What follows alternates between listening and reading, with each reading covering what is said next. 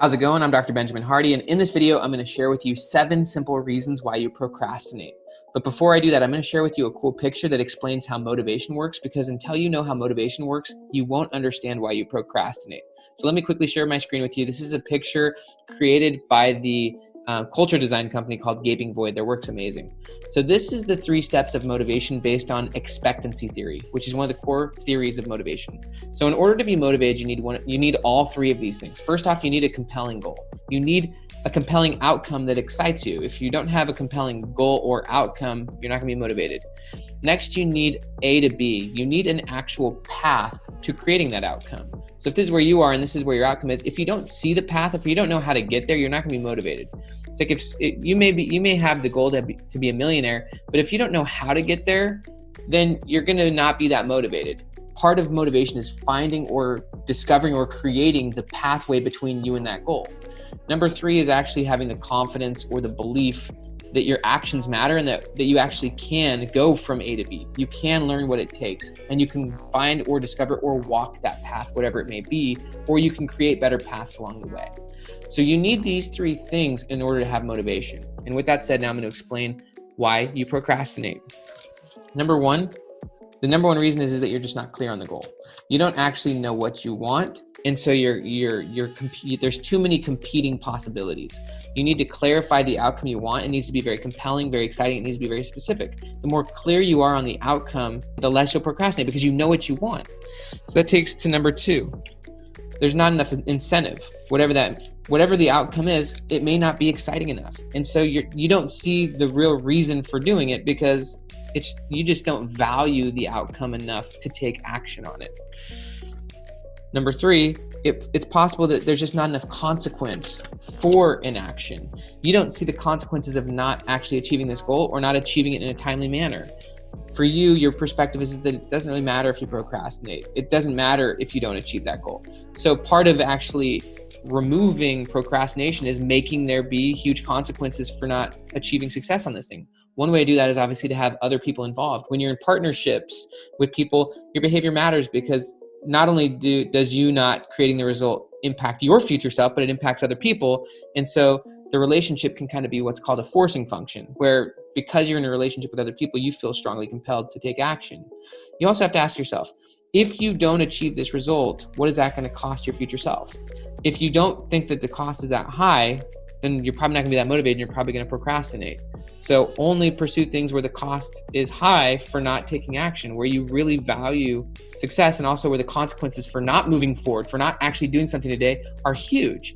And part of doing that is actually getting really clear on your future self and really clear on what you want and putting yourself in a position where you have responsibility for your actions. Like if I myself, as one example, I have 5 kids. If I don't actually wake up and work, there's big consequence for failure.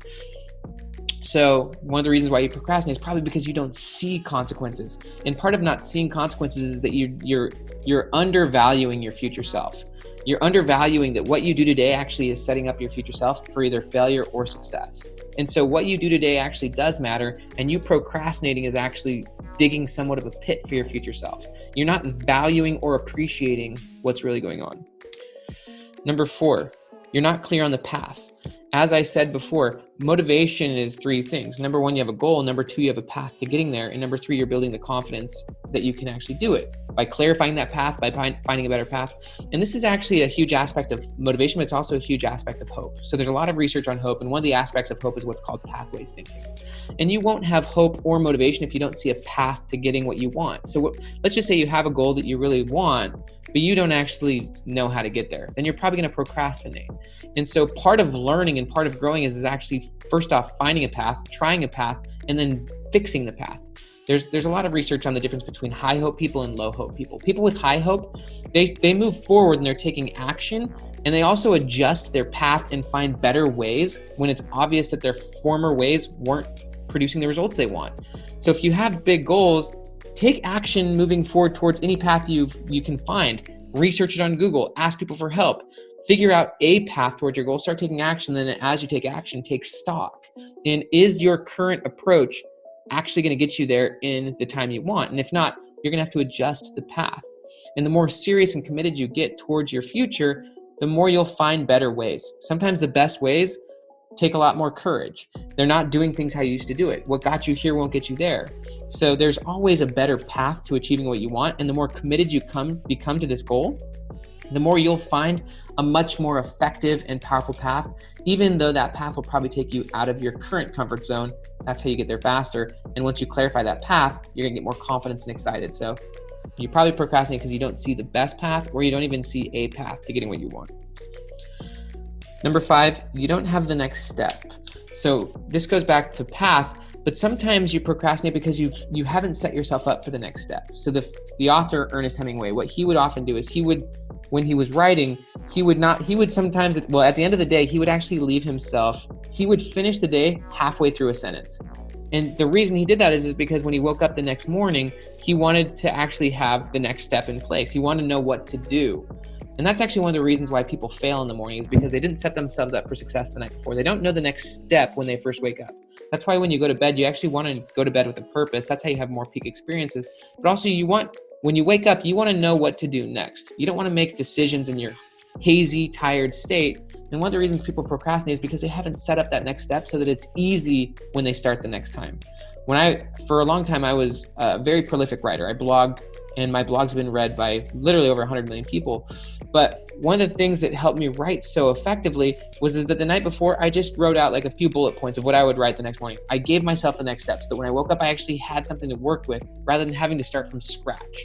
So you're probably procrastinating possibly because you don't know the next step and you haven't set yourself up for that next step. Once you actually take that next step, then motivation really starts kicking in and you start to have some momentum. Number 6, you assume your future self will actually have more time. This is one of the major reasons why people procrastinate, is because they don't value their future self's time. It's a lot easier to value your current self's time than your future self's time. The truth though is that your future self's time is actually worth more than your current self's time. That may sound weird and counterintuitive, especially because we live in a world where we always emphasize the present.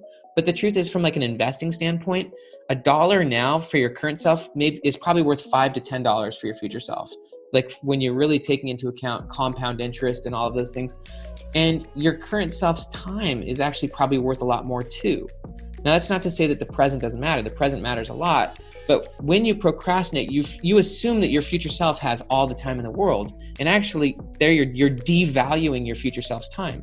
If you use your time really well now, your future self's time will be worth 5 to 10 times as much in terms of value. It's just like compound interest. $1 for you today is probably worth $5 to your future self if you invested it properly and if it compounded. That's the same way as time. If you invest your time now well, your future self will have more and better time. If you assume that your future self has all the time in the world, so therefore you'll push off the decision to your future self, you're devaluing your future self's time and you're assuming that your future self has more time than they really have. You're also assuming that your future self cares about what you care about. And that's not true. Your future self doesn't care about what you care about. They're worried about their own issues. They're worried about what's important to them. And by pushing things off to your future self, it's what Carol Dweck would call a fixed mindset. Instead of assuming that your future self cares about what you care about, it's important to realize they're in a more evolved place than you because of what you're doing in the present. You're setting them up for success and you're setting them up for being able to focus on better things. Here's the final reason, number 7. You're not the one to do it. So Dan Sullivan is the founder of Strategic Coach. He's probably the best entrepreneurial coach in the world right now. His company is called Strategic Coach. And he has a concept called who, not how. And this is something he learned from a guy named Dean Jackson, who's also a genius marketer. But who, not how is an idea that when you procrastinate, it's because you are excited about the future, but you're not the one to do it. You don't want to go through the steps of the path. Maybe, for example, as an example, me filming this video, one of the reasons why I might procrastinate doing this is because I don't like editing. But if you get someone else to do that part of it, that's why it's who, not how. One of the reasons you procrastinate is because there's aspects of the path or aspects of the process that you simply don't want to do and that you shouldn't do. And this is where teamwork comes into play. We as a culture and the traditional education system has kind of failed us. It's taught us that by working in teams and by collaborating, we're cheating. In the public education system, if you try to get help from friends, you're cheating. But in the world of business and in the world of work, that's not how it works. You can get other people to help you with your goals. And there's probably aspects of your goal that you shouldn't do. You should do the few things that really you love to do and that you want to do and that that you get the most bang for your buck because you've got the skills. But there's aspects of big goals that are outside your skill level or outside your desire. And so you're procrastinating those aspects of the process because there's just too much aspect. And so by getting other people involved, not only do you support them because they want to be involved in your vision, but you also no longer have to procrastinate. You do your part of it, they do their part of it, and things get done a lot faster. And so the faster you can apply who, not how in your life by actually teaming with people, collaborating with people, and honestly hiring people to help you with the parts of the work or the process that you don't want to do, the less you'll procrastinate because you'll focus on the few things you love and you'll let them focus on the things that they love. So those are the 7 reasons, and hopefully that clarifies why you procrastinate. And if you want to increase your motivation, and also if you want to get better results, apply those 7 steps. Have a great day. Subscribe to the channel. Talk to you.